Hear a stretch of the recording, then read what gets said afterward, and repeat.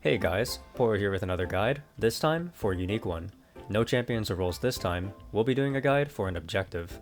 For the longest time, I've had to watch not only my solo queue teammates, but also many professional teams in Tier 1 Proplay start the Atakhan and then throw the game in the most dramatic fashion possible.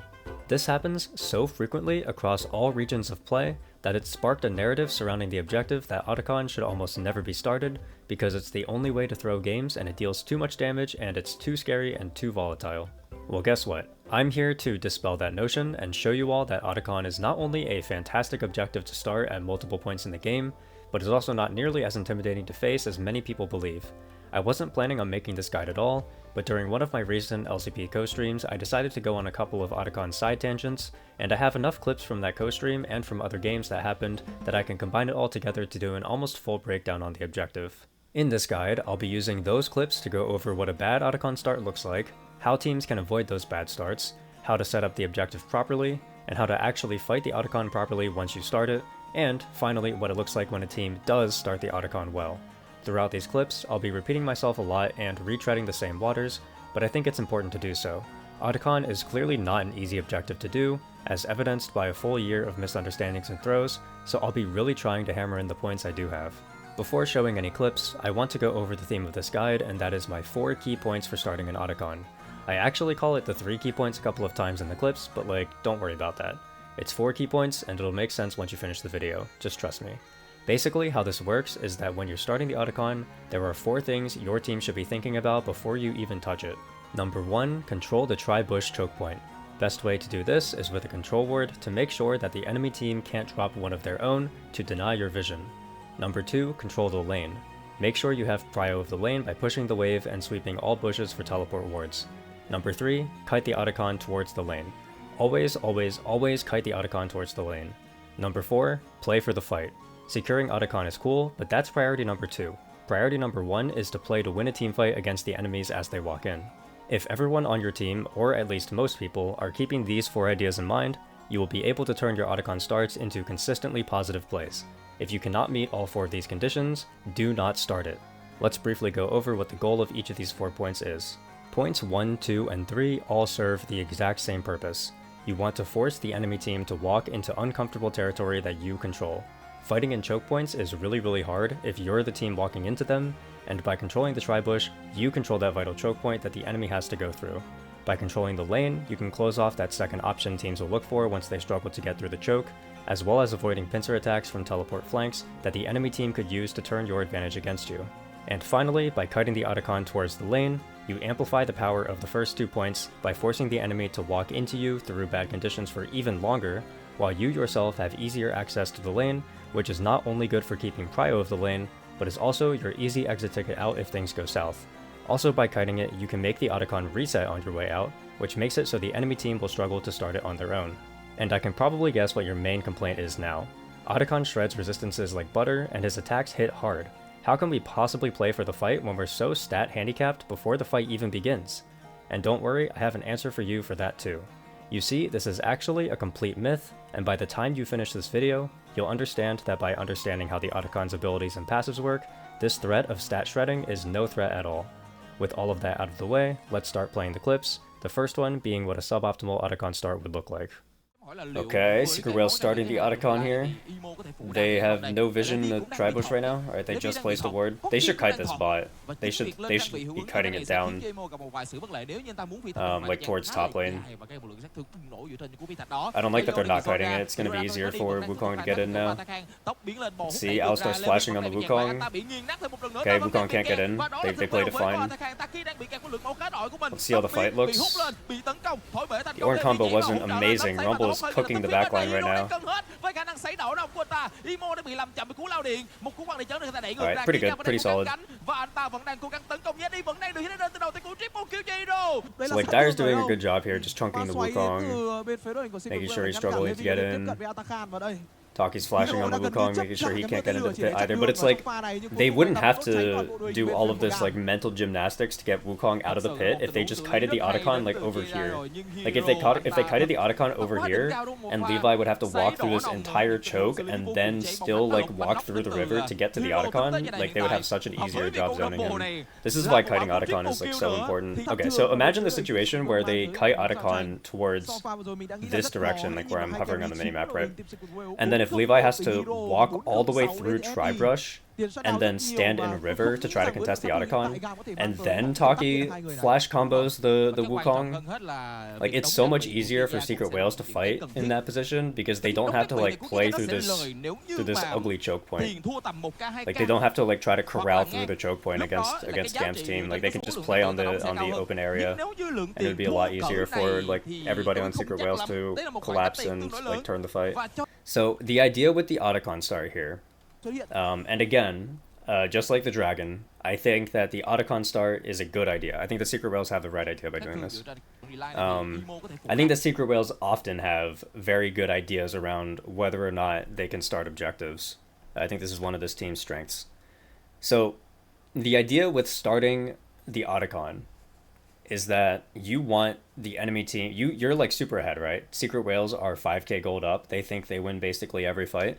So they want to try to force Gam to walk into them so that way they can take a favorable fight and like turn that fight into a game win, right?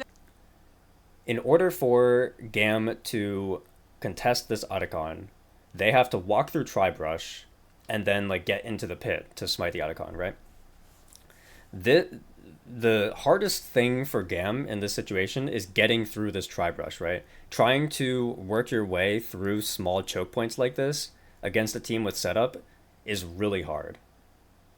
So what Secret Whales should do is they should kite this Atakhan in this direction. They should kite the Atakhan up here in this direction.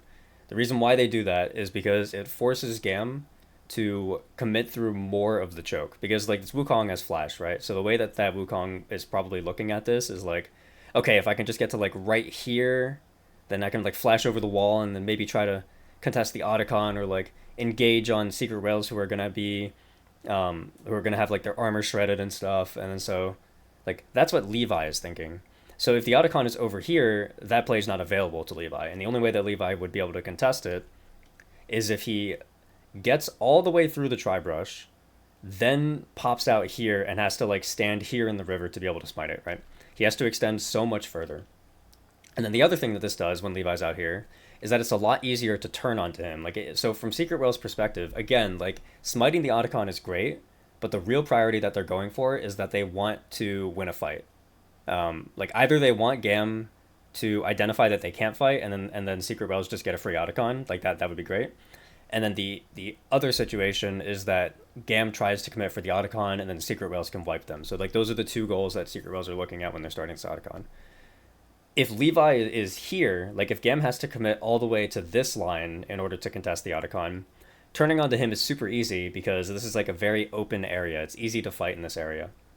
If you have the Atakhan here, turning onto Levi is difficult because now Levi's the one in the choke point.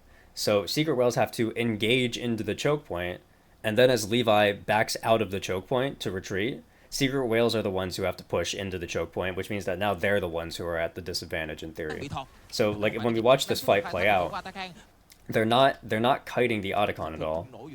And then so when Levi gets into this tri-bush, it's like he's threatening the ability to flash over the pits, right? So Taki is like, okay, I have to zone the Wukong from the pit. He flashes into the choke point. And then now, like, look how difficult it is.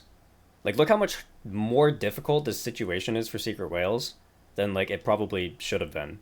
Like, so they're going to finish the Atakhan first. But then, like, Alistar is in this choke, and if Secret Whales want to fight this, they have to, like, fight into the choke. So you can see, like, they're like, trying to move in. It looks messy. They're getting flanked by the Ornn. They're all stuck in the choke. Like, the reason why Secret Whales end up getting out of this scot-free is because Hero plays this well. So Hero, he comes from the flank, he drops a nice zoning equalizer, and then he's gonna flash over the wall here.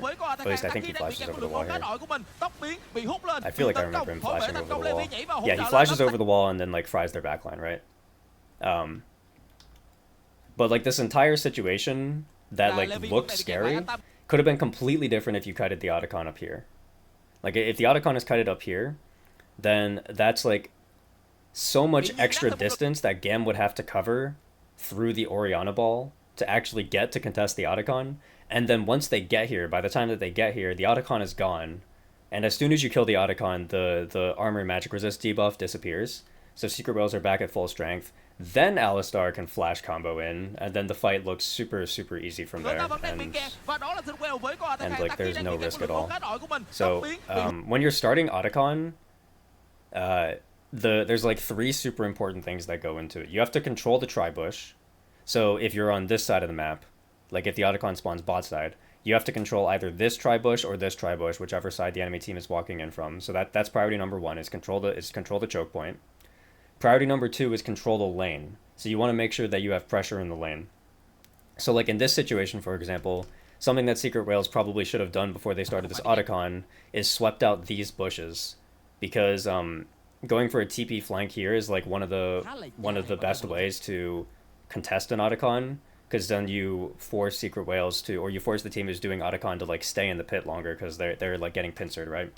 So when you start Otacon, you want control of the tri-bush. You want control of the lane, so you want to be able to like have push in the lane, make sure there are no flank wars, nothing like that.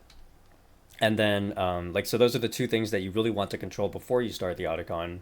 And then when you start the Otacon, you want to kite it towards the lane because 1, it makes controlling the choke point easier because enemy team has to walk through the choke in like a more drastic way to get to the Otacon. You have more time to pepper them with abilities as they're walking into you, which like makes the fight more in your advantage, obviously. And then the other thing that kiting the Otacon towards the lane does is that it makes it easier for you to control the lane because you're closer to the lane.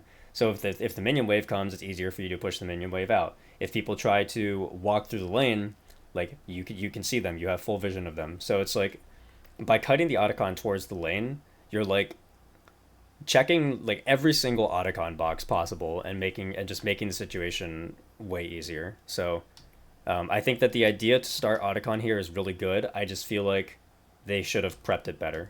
Like, they should have swept out these bushes, they should have dropped a control word in this bush, and they should have kited the Otacon back. And if they had done that, then it would have been genuinely impossible for Gam to have won the situation at all.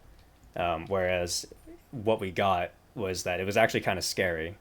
And Secret Whales ended up needing to like mechanically outplay Gam in order to win the fight. Like, this was a situation where Secret Whales could have thrown the Otacon, but if they did, it would have been entirely their fault. Like, it would have been a preventable throw, and it wasn't starting the Otacon that was the bad play. Alright, anyways, they're in draft for game 2. Do you guys want to know why I started stream like a few minutes late? It's because I lost track of time, because I was like fooling around with Otacon in practice tool. So here, this is the abridged Poro's guide to Otacon. So the way that Otacon works is that like people know that it shreds your resistances, right? And that people know that like Otacon quote unquote does a lot of damage. So here is, I'm selling all of my items. I'm level 11, right? I have Trinity Force and Boots, and that's it. I have nothing else. So the Otacon has 3 attacks. It has an attack where it shoots balls at you. It has the like claw swipe attack where the attacks go from outside to inside, and then it has a single target auto attack. And the way that the Otacon passive works, where it reduces your armor, is that for every 2 seconds that you're in combat with the Otacon, you get 1 stack of it, and it reduces your armor and MR by 1. When you get hit by one of the balls, it reduces your armor and MR by 5, and then same thing with the claws. If you get hit by the claws, it reduces it by 5. Every single time that you get hit with its basic attack, you either get 1 or 2 stacks. I don't remember which one it is, but it's either 1 or 2. I think it's 2. So essentially, if you dodge all of the attacks, the time it takes for the passives to build up on you is actually really long. And if you're not the one who's tanking it, the only stacks that should actually go on you are the stacks that come from being in combat with it, which is the 1 stack every 2 seconds. So when a team is doing Atakhan, realistically, they should kill the Atakhan in like maybe like 20 seconds, which means that except for the person who's actually tanking it, everybody else should only have their armor and MR reduced by like maybe 10 tops, right? So here's like an example of me kind of hitting it a little bit. So the first thing that the Atakhan does when you wake it up is that it's going to shoot the balls, right? So you attack it, and I attacked it from this direction, right? So the balls are going to come out in this direction. Okay, it actually like delayed. So the balls shoot out later. But yeah, so the balls shoot out in like in a set direction as long as I'm not there and I'm not getting hit by it. If you look at my armor and my MR, 145 armor, 44 MR, it's not actually like getting reduced by anything because I'm not being hit by anything. Like if you look at my health bar right now, I have the little shield from the green jungle pet. I'm going to clone, and its balls and its auto attacks are hitting my clone. I have taken no damage so far. Then my clone dissipates, and he's using the swipe attack. Now notice this. When he's using that swipe attack, he's not attacking. So he is just straight up not attacking me right now. And then, so every single time he uses the swipe attack, right after he uses the swipe attack, the next thing he's going to do is throw the balls. So he uses the swipe attack. Also notice, the swipe attack will not damage me here. It has a minimum radius, and as long as I'm standing inside of that radius, it doesn't damage me. So I took no damage from the claw attack, right? Then I know he's going to shoot the balls, so I move out of the way. He shoots the balls. He's still not attacking me. Now and only now, because my clone is down, because it's a rank 1 clone and I have like basically no ability haste, will he start attacking me, and I'm going to start taking damage. So I've been fighting this Atakhan for like multiple cycles of the ball attack, and I haven't even lost like 10 magic resist yet. And only now that he's attacking me am I going to start losing magic resist. So if I had the rest of my team here, like if there were 5 people hitting this Atakhan would already be dead. And I would have lost like 10 MR, and the rest of my team would have lost like less than that, right? There's the sweep attack. When he's using the sweep attack, he's not damaging me. After the sweep attack is going to come the balls, so now he's going to shoot the balls, so that's why I W'd. While my clone is active, he is now attacking my clone, so I'm not taking any damage. I still have full health, by the way. Just going to throw that out there. My health is still full. Then we're going to get the same thing, swipe attack. Right after the swipe attack, he's going to throw the balls. So I'm ready for the balls. I move out of the way.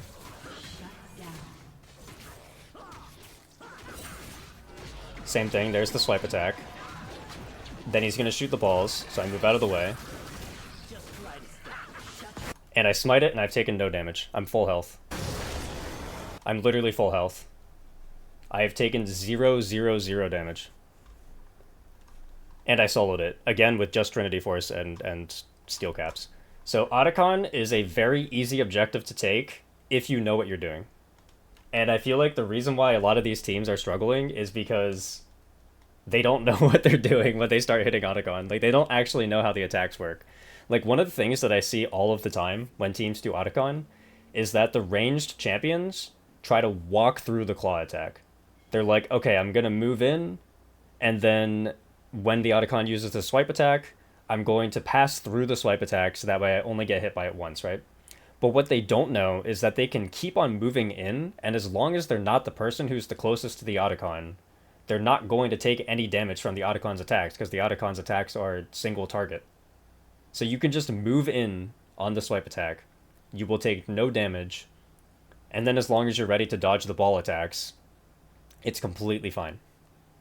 And then also keep in mind that every single time you pass through the claw attacks like that, you're getting 5 stacks of the Atakhan passive on you, which is 5 armor and MR that you're getting shredded that you didn't need to get shredded off of you. So yeah, I feel like a lot of teams could avoid the Atakhan throws that we're seeing if they knew how the Atakhan's attacks actually worked and they knew how to fight it. And then if you combine that with what I was saying earlier, where it's like, you got to check off your 3 things. You got to control the Tribush choke point, you have to control the lane entrance, and you have to kite the Otacon towards the lane. If teams did those three things and knew how to properly fight the Otacon, I guarantee you we would not be seeing Otacon throws. Like the Otacon would just become a normal objective, just like Baron or like Elder Dragon or anything like that. Is there any team I've seen do decently on the Otacon stuff? I mean, off the top of my head, I'm sure there are plenty of teams who do. Like I can't pull out any examples off the top of my head, but I'm 100% certain there are teams that do it right. It's just that a lot of teams don't, and then when said teams don't, the viewers they're like, oh man, Otacon is such a bullshit objective, you can never start Otacon because you'll always throw the game, and it's like, that's just not how it is. Alright, so I wanted to flip on a screen recording real quick and comment on an Otacon start that I saw in this game. So this is Red Canids versus Shopify Rebellion, Game 5 in the LTA cross-conference tournament. So this game is super important. It will determine which team moves on and will have a chance to fight for a world slot versus which team gets eliminated for the year. So big stakes here in the Game 5. I mentioned in my Secret Whales GAM co-stream a bunch of tips about how teams should be doing Otacon, what the best way to start it is, how the Otacon's damage actually works, all of that stuff. And then after I finished talking about that, there was somebody in my chat who asked, hey, are there any teams that you know of who are doing the Otacon properly like this? And in the moment, I didn't have an answer because I don't know, I wasn't really paying too close of an attention to like which teams are actually doing the Otacon well and stuff. I had just noticed a lot of trends from teams that weren't. But then I watched this game, and this is actually really cool because in this Game 5, Red Canids are going to start the Otacon, and they're going to check off most of the boxes that I was talking about. So I'm going to play this, and you all are going to get to see what an Otacon start looks like when it's done, at least like mostly properly. So we'll touch on what was really good about what Red did, and then what maybe they could have done better. So first things first, if we look at the conditions of the game, they have a large lead. Here, let me back up real quick and then unpause it so that way you all can see the scoreboard up there. Red have a large gold lead, a 6.5k gold lead, so they're super ahead. And when you're super ahead like this, Otacon is a very nice objective on the map because it's positioned in such a way on the edge of the map that you can really force the enemy team to walk into your space if you're controlling the space, and you can make them fight you on uneven terms, or they just give over a free Otacon, which is obviously really bad because Otacon is a permanent buff, very gold efficient, the passive is super strong, it keeps on scaling throughout the game since you get more petals every time you get takedowns, stuff like that. So I think the Otacon is very valuable as an objective, so it's nice to get the Otacon. Enemy team isn't going to want to give it to you for free, but you can force them to take unwinnable fights. And in a lot of games, teams will get into this spot where they're in red spot, and then they'll start the Otacon, and they'll screw up their Otacon setup and throw the game on a team fight. And a lot of people, the community sentiment is like, oh my gosh, these teams, they keep on throwing at Otacon. Like, they're just starting Otacon on timers that they shouldn't start it. Like, just don't start the Otacon. That's all you have to do is don't start it. But it's like, in a lot of these games, starting Otacon is the right play. Like, it's the correct thing to do. But the teams just aren't playing the Otacon situation properly. But here, we're going to see Red play the Otacon situation properly. And I think it's really nice. So again, I want to highlight what I said were kind of my 3 core points for what you should do when you're starting an Otacon. Well, I guess there's technically 4, but I like set it on my stream as 3 core points, and I'll just mention what the 4th one is. But when you're going to start the Otacon, 3 things to look for right away. 1, you want to control the tri-bush in the choke point. So if you're on this side of the map, you want to control this tri. If the Otacon spawned bot side and Red were the blue side team, they would want to control this tri-bush that I'm circling with my mouse. If they were red side, you want to control this one. So you want control of this tri-bush. Usually that will be through a control ward, just so that way enemy team can't drop their own control word and deny vision or something, but just a regular sight word is fine, just something so that way you can control the choke and you can see the enemy team trying to walk through here, right? Second thing you want to control is the lane. So you want to have push in the lane surrounding the Otacon, and you want to make sure that they don't have any flank wards here. If you can keep track of the enemy trying to walk through the lane and trying to walk through the choke, it's going to be really hard for them to fight you, right? Third thing that you should do when you're starting the Atachan is you should kite the Atachan towards the lane, right? You set up all of this lane control, you set up the bush control, you want to kite the Atachan towards the lane. Okay, so why? Because when you kite the Atachan towards the lane, it forces the enemy team to spend more time walking into you. So let's say, for example, that we have a situation where Shopify comes in, they drop a control word in this bush, and the Atachan is still in the center of the pit. Now the enemy team actually has decent position to maybe sneak into the pit and go for a steal, or they can have an easier time starting a fight and getting an even fight and stuff. If red kite the Atachan in this direction, then not only do they have to get through this choke point, which is hard enough as is, because you have to walk into the enemy team's setup, so they have to be careful about, like potential Ari charms, Misfortunal, Leona engaging, like Nocturnal, like there's a lot of stuff that they have to worry about, but then they have to keep on going. And then if they want to contest the Atachan, like if they want to play for the Atachan, then when red go to turn, instead of needing to turn into the choke point, which now it would be red who has to fight through the choke point and Shopify can back up, and that's a favorable fight for Shopify, which is something that we see a lot when teams start Atachan. Instead of that, when red go to turn, they get to turn in this nice open area and the fight becomes much easier for them. So it'll be Shopify who has to walk through hell, and then once they've done that, when red go to turn, it'll be in an easy spot to turn, an easy spot to fight, where they can capitalize on their setup, right? So for those reasons, you want to kite the Atachan. You want to control the lane so that the enemy team can't get a flank, and you want to control this bush so that way you can force them to walk in. So those are kind of the three things that I mentioned. The fourth thing, so I guess it really would be 4 points, is that when you start Atachan, the thing that you're really looking for here as the team who is starting it is not actually securing the Atachan. Securing the Atachan is nice, but it's the second priority. The first priority is that you're pretty much always looking for a fight. When you start Atachan, most of the time you're starting it because you want to look for a fight. You're trying to get the enemy team to fight you on your terms into your setup. So watch as red plays this. So we can check off the boxes real quick. Let's see what they do. For starters, they already have some nice control. They have a sight ward here. They have a control ward here. Me personally, I would rather there be a control ward here, but it's whatever, it's fine. So they can check off the first box.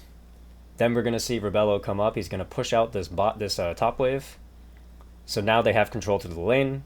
So they've semi-checked off the second box. So this is kind of where I would like to point out the one thing that I think red maybe did wrong that I wish they had done, is that I wish they had checked these bushes for vision. If they had walked through with a sweeper, or if they had, dropped a control ward in one of the bushes or something, probably this far one. It would have been nice to know that the enemy team doesn't have a flank ward, because enemy team does have like 3 teleports right now. So if there was a ward here and you start the Atachan, you could find yourself in a scary position where you're the one who's kind of getting pincer attacked. So I wish they had swept out these bushes in some way, like determined that there was no vision here, but whatever. They at least got prio in the lane, so we'll give them like a half check for the second thing that you have to do. And then so once they've done that, they have the push in the lane, they have the vision and try, then they start the Atachan. So let's see how this looks. You can see enemy team. You can see how difficult it is, right? Contracts has to face check the bush. They don't know who's gonna walk in first. Like they have to go slow. They have to go together. B-Voice got to push out this lane because maybe they want to play through the lane, but red already prepped the lane, so they're fine. They're not worried about timing that like in that regard. They have to drop the control ward, then walk through. Like they're doing this very slow, and then at this point, red are going to kite the Atachan up here. And so now you can see how difficult it is for Shopify to walk in. Like they're kind of struggling here. They don't really know what to do. They don't really know how to get position. And then again, that last key trait, always look for a fight. So the entire time that red is starting the Atachan, they don't actually care about the Atachan. They're looking to use their superior setup to get a winning fight. That's what they do here. They catch somebody out. They start the fight off really well, and they're able to use their full control to wipe a team fight. So I'll just let the team fight play out. And I mean, like, it's not a full wipe, but it gets pretty close.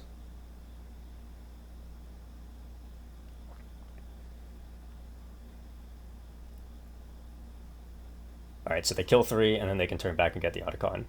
That, in my opinion, is basically almost as well as you could possibly have played it. Again, the only thing that I would comment on is that I wish that the team had checked these bushes up here to make sure that there were no teleport flank wards up. But other than that, I think they played it really well. If you go back to a game where you remember there being an Atakhan throw, so just think back to any game where there's an Atakhan throw, go back to that game, watch it, I guarantee you one of two things. Either the team who threw at the Atakhan did not check off one of those 4 boxes, or they just started Atakhan at a terrible time when you should never start it, when it makes no sense. If you have the proper setup on Atakhan, so if you have control of the tri-bush, if you have control of the lane, if you kite the Atakhan to the lane to force the enemy team to walk into your setup further, and if you play for the fight, and if you're not like, 10k gold down or something, if you meet all of those qualifications, the Atakhan should always be good to start, and it should always be the correct play.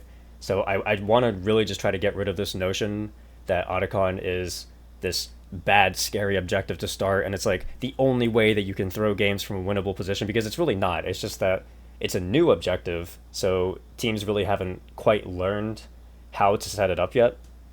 But once they do figure out how it works and how to set it up, I feel like Atakhan will just become another objective that's the same as Baron or the same as Outer Dragon, where it's like, at this point, teams know how to set up those objectives properly for the most point. And yeah, sometimes teams will throw on it, but I feel like at this point, if we see a team throw at Baron, we're able to, as a collective whole, we're able to identify that, like, hey, the team threw at Baron because it was the team's fault. The team did something wrong.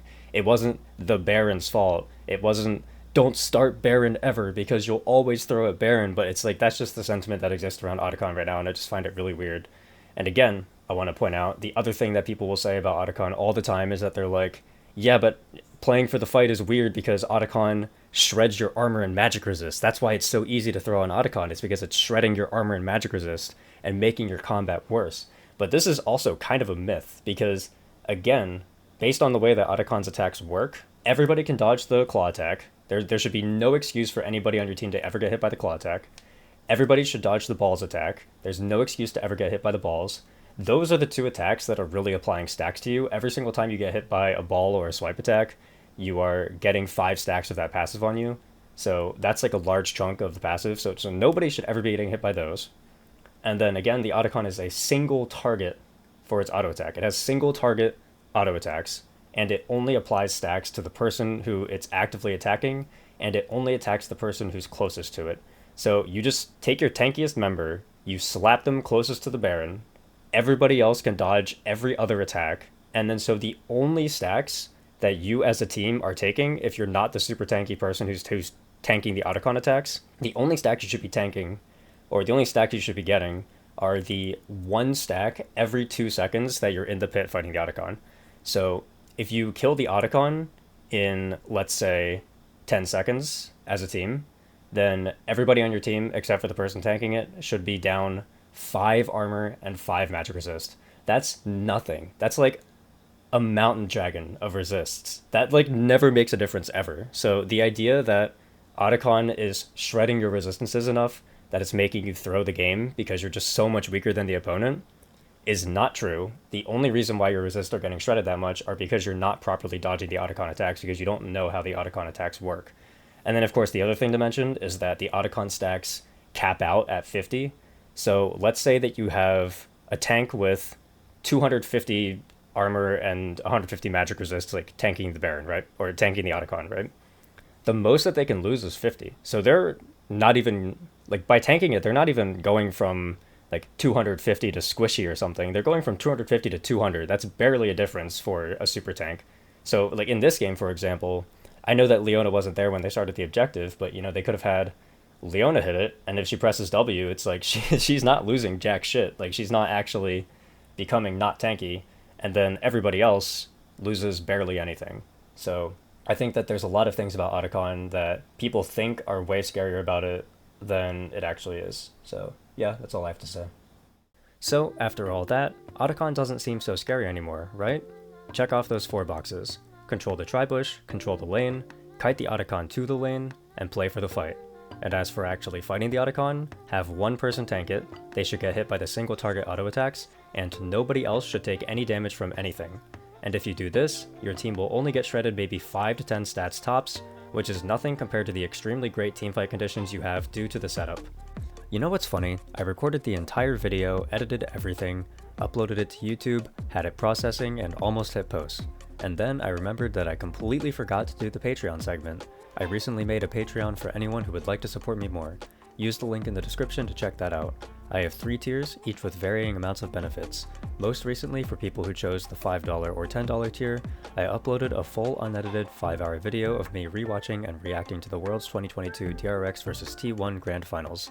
And then the idea would be, your T1, you have a range advantage, right? You have Varus, Azir.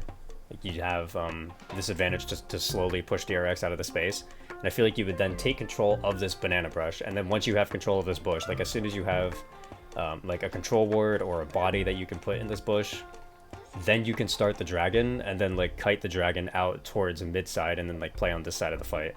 And then you give DRX the avenue to play here because like this is where they have their vision control, right? But what ends up happening is that Zeus is going to walk through here because he wants to catch the bot wave. Which I mean, I think this is like so greedy.